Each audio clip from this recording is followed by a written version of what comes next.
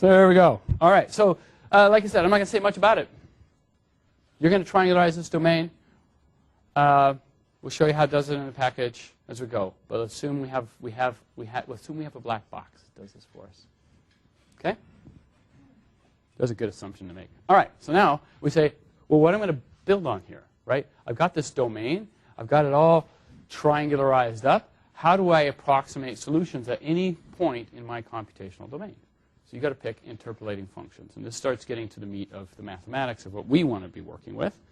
And so I want to start off with a simple picture. We'll do a 1D case first. So that's 2D. And I have a couple points, let's say.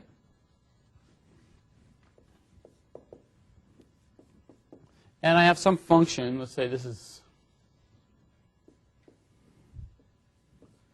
and let's say this is my exact solution here. I don't, of course, presumably I don't have an exact solution, right? That's why I'm going to compute this thing. But let's suppose I did, and that's what it looked like. How would I approximate, let's say, this function between these 2 points? That's really what you're asking. Well, if we go back to kindergarten, maybe even pre-kindergarten, what we did with points is you labeled them 1, 2, 3, and you drew the line between them, right? So that, you've learned linear interpolation since you were like little, right? You didn't call it that. Neither did any of your friends. And if they did, they weren't friends for long.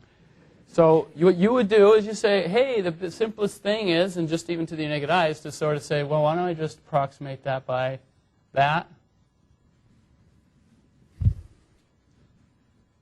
Simple idea. And then you become sophisticated in life later. You're all mathy. You know more stuff. And you might say, hey, that's just so amateur to do it line. Here's my line fit, by the way, right? So I could start thinking about, here's my approximation. I know about parabolas because I went 7th grade.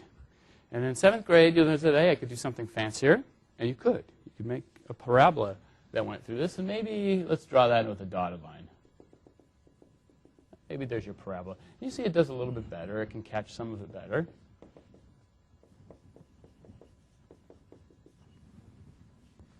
So there are different options for how to represent the points in between here. Now, obviously, what I've done is drawn the exact solution, but in practice, you're not going to have it. But suppose it does something. It's not going to do what your line or your parabola does. Okay? But the shorter the distance I take between here, the better these two are going to do for you. Okay? So in 1D, these things can work. And by the way, if you do it with linear functions here, this is called a simplex element.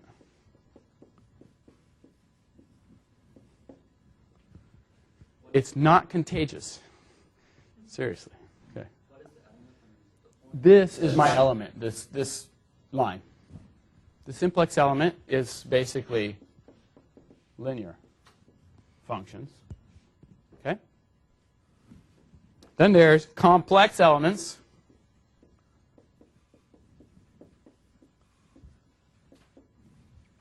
And it's not linear. It's still polynomial. It's not nonlinear. Just it's, you know, you could use x squared. You use a parabola. Okay? Higher order polynomials. Higher order polynomials. HOP. Okay. And then, so I'll leave those two right there for now. So you see here, I've already represented for you a simplex and a complex element for 1D. All right. Let's go to 2D. And let's talk about how we might represent our solution in 2D. Okay. Everything is going to be triangle.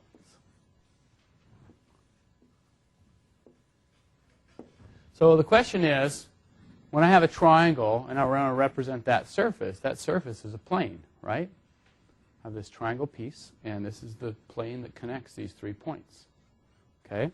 So when you start thinking about what this plane is represented as, you could, simplest thing to do, simplest plane that goes through 3 points is, let me just make sure I stay consistent with my notes. That right there, right? A, B, and C are determined by forcing this function to go through the 3 boundary points. This is a simplex. It's still linear polynomials. Okay? This is mostly what we're going to be working with. Okay.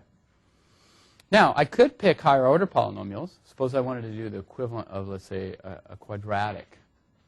Right? So something like I did over there where I said, hey, you know, parabola might give me a better fit. So why don't what would a parabola look like in this higher order space? Well, if I have my triangle,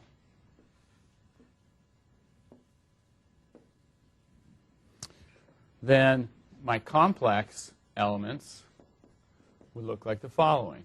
I can represent the solution here, let's say by some complex elements. What I had before, but now I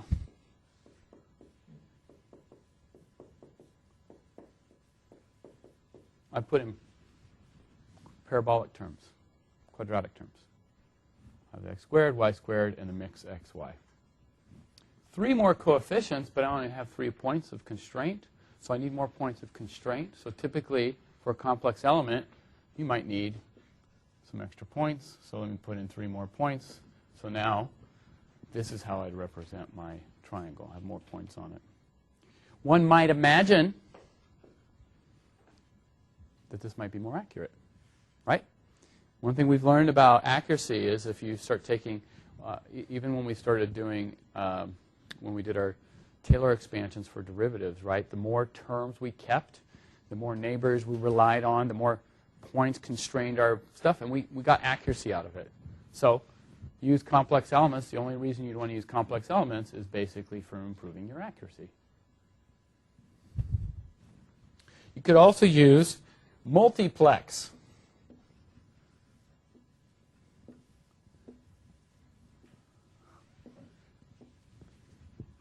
Much like that giant multiplex screen you might go to this holiday break at your local mall, if you grew up in a mall culture. You know what the multiplex is. There it is. It's like that thing, movies. Multiplex would give you something like this. Oop. A plus bx plus cy plus, you get one mixing term. You have 4 points, 4 things you got to satisfy. You pick A, B, C, and D to satisfy them. So this is a multiplex element.